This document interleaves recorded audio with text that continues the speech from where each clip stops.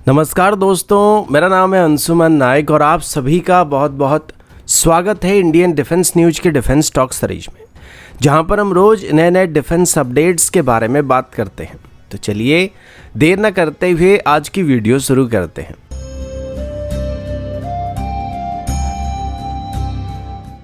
आज की पहली अपडेट सुपर सुखोई प्रोग्राम की तरफ से है।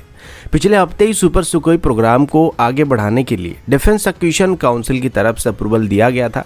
जिसमें इनिशियली 84 सुखोई को सुपर सुखोई स्टैंडर्ड में अपग्रेड किया जाएगा। अब इसमें मेनली जितने भी सब सिस्टम का इस्तेमाल किया जाएगा और अपग्रेड में जो भी नए सिस्टम को सुखोई में इंस्टॉल किया जाएगा वो सभी के सभी मेड इन इंडिया सिस्टम होने वाले, जिनको इंडिजिनस तरीके से डेवलप किया गया। अब इस अपग्रेड में जो सबसे खास अपग्रेड होने वाली है वो सुपर सुखोई में लगने वाली नई एएसआर रडार होने वाला है। इनिशियली ये बताया गया था कि इसमें उत्तम एएसआर रडार के एक स्केल्ड अप वेरिएंट को इस्तेमाल किया जाएगा। फिर पिछले कुछ दिनों से विरूपक्ष नाम की एक नई रडार की बात सामने आई थी, तो इसके बाद काफी सारा कंफ्यूजन भी क्रिएट हुआ था, जिसको लेके मैंने डिटेल में एक वीडियो बनाया था कि ये उत्तम एएसआर रडार होने वाला है, फिर विरूपक्ष रडार होने वाला है। तो उसको अभी हम यहाँ पे दोबारा डिस्कस नहीं करेंगे, लेकिन ये जो भी रडार होने वाली है उसको अभी जल्दी से जल्दी तैयार करने का प्लान किया जा रहा है, क्योंकि प्लान के मुताबिक 2025 तक सुपर सुखोई की इनिशियल 2 यूनिट में सभी सिस्टम को इंटीग्रेट करके टेस्ट करना शुरू किया जाएगा। तो उससे पहले हमको इस नए रडार को मैन्युफैक्चर करना पड़ेगा और पूरी तरीके से डेवलप करना पड़ेगा। इसको लेके अभी डीआरडीओ और एचएएल की तरफ से बातचीत किया जा रहा है, जिसमें इस रडार की बेसिक स्पेसिफिकेशन को फाइनलाइज किया जाएगा। ये बात तो कंफर्म है कि रडार एक गैलियम नाइट्रेट बेस्ड रडार होने वाला है, जो कि सुपीरियर ट्रैकिंग परफॉर्मेंस को देने वाला है और एक तरीके से सुपर सुखोई को 5th जनरेशन स्टैंडर्ड की रडार परफॉर्मेंस को प्रोवाइड करने वाला है। अभी एचएएल और डीआरडीओ की तरफ से इस रडार की 2 से 3 अलग अलग कॉन्फ़िगरेशन को तैयार किया जाने वाला है, जिसे इंडियन एयरफोर्स को बाद में सिलेक्ट करने के लिए दिया जाएगा और जो भी इंडियन एयरफोर्स की रिक्वायरमेंट में फिट होगा उसे सुपर सुखोई में इंस्टॉल किया जाएगा और सेम स्पेसिफिकेशन के रडार को आगे चल के मास प्रोड्यूस किया जाएगा। अब जैसे कि सुखोई का जो फ्रंटल कोन सेक्शन है वो काफी बड़ा है, जिसमें 1400 से लेके 2100 तक टीआर मॉड्यूल वाली रडार एंटीना को प्लेस किया जा सकता है और इसी वजह से अभी इस नए रडार की 2 से 3 अलग अलग कॉन्फ़िगरेशन को तैयार किया जाएगा। अगर इसमें 2100 टीआर मॉड्यूल को प्लेस किया जाता है और वो भी gallium nitrate based TR model होते हैं, तो सुपर सुखोई का जो नया रडार होगा वो टेक्निकली एमका के रडार से भी बेहतर ट्रैकिंग परफॉर्मेंस को प्रोवाइड कर पाएगा। लेकिन जैसे कि जितने भी ज़्यादा टीआर मॉडल को हम लोग इस्तेमाल करेंगे उनको चलाने के लिए उतना ज़्यादा पावर की भी जरूरत पड़ने वाली है। हालांकि काफ़ी कम पावर को भी कंज्यूम करते हैं, लेकिन फिर भी ज़्यादा टीआर मॉडल होने से ज़्यादा पावर की जरूरत पड़ने वाली है, जिस वजह से एक बैलेंस्ड अप्रोच में यहाँ पे इस रडार को बनाने की कोशिश की जाएगी। अब जैसे ही इस रडार को बनाने के लिए फाइनल कॉन्फ़िगरेशन तैयार हो जाता है, तो उसके बाद अभी उत्तम ऐसा रडार को बनाने वाली कंपनी को यानी कि गोदरेज एरोस्पेस को इस नए रडार को भी बनाने के लिए कॉन्ट्रैक्ट दिया जाएगा और इनिशियली 3 से 4 यूनिट को वहां पे बनाया जाएगा, जिनको टेस्टिंग करने के लिए इस्तेमाल किया जाएगा और उसके बाद इसको मास प्रोड्यूस करना शुरू किया जाएगा। अगला अपडेट भी इंडियन एयरफोर्स के साथ जुड़ा हुआ है और अभी हम एमका से रिलेटेड कुछ और अपडेट के बारे में बात करने वाले हैं। अभी डीआरडीओ के लेबोरेटरी एलआरडी की तरफ से एक फ्रेश टेंडर को फ्लोट किया गया, जिसमें एमका के लिए डिस्ट्रीब्यूटेड एपर्चर सिस्टम को डेवलप करने का प्लान किया गया।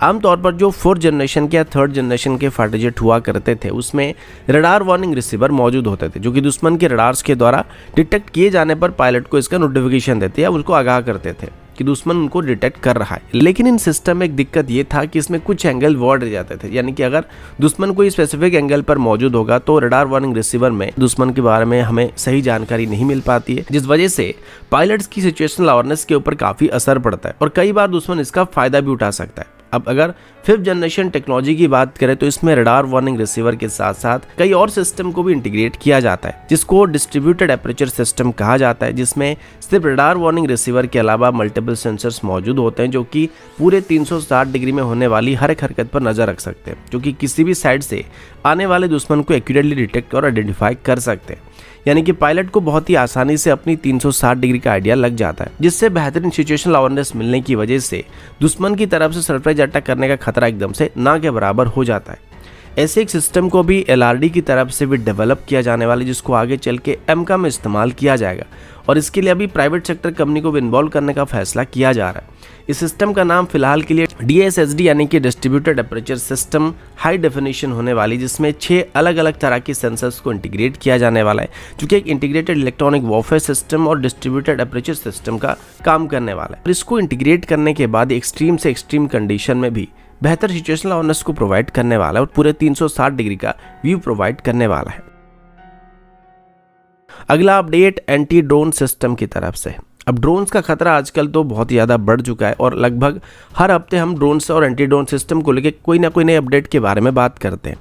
आज हम एक हाइब्रिड एंटी ड्रोन सिस्टम के बारे में बात करने वाले हैं, जिसको रिसेंटली न्यू दिल्ली में होने वाली इनोयोद्धा इवेंट में डिस्प्ले किया गया था। अभी तक आपने जितने भी एंटी ड्रोन सिस्टम के बारे में सुना होगा वो सभी के सभी स्टैंड अलोन सिस्टम होते हैं, जिसमें या तो सॉफ्ट किल और बोथ हार्ड किल और सॉफ्ट किल कैपेबिलिटी मौजूद होता था। लेकिन अभी हम जिस हाइब्रिड एंटी ड्रोन सिस्टम के बारे में बात करने वाले, इसमें हमारे पुराने Soviet origin Chilka self propelled anti aircraft guns को ही एंटी ड्रोन सिस्टम में कन्वर्ट कर दिया गया। अब नॉर्मली जो Chilka self propelled anti aircraft gun होते हैं, इसमें 4 23mm के कैनन मौजूद होते हैं, जिसे दुश्मन के एयरक्राफ्ट और हेलीकॉप्टर्स को टारगेट करने के लिए इस्तेमाल किया जा सकता है। लेकिन पहले इनको मैनुअली ऑपरेट करना पड़ता था, लेकिन अभी इसमें modern fire control radar, electro optical system और टारगेटिंग सिस्टम को इंस्टॉल किया चुका है, जो कि अपने आप ही दुश्मन को डिटेक्ट करने के साथ साथ उसके साथ एंगेज हो सकते हैं, जो कि अभी इनको ड्रोन्स को भी डिटेक्ट और ट्रैक करने की कैपेबिलिटी देने वाली है। और इसमें अभी जो सेंसर्स का इस्तेमाल किया जा रहा है, ये फगी और लो विजिबल वाले कंडीशन में भी दुश्मन के ड्रोन्स को आसानी से डिटेक्ट कर सकते हैं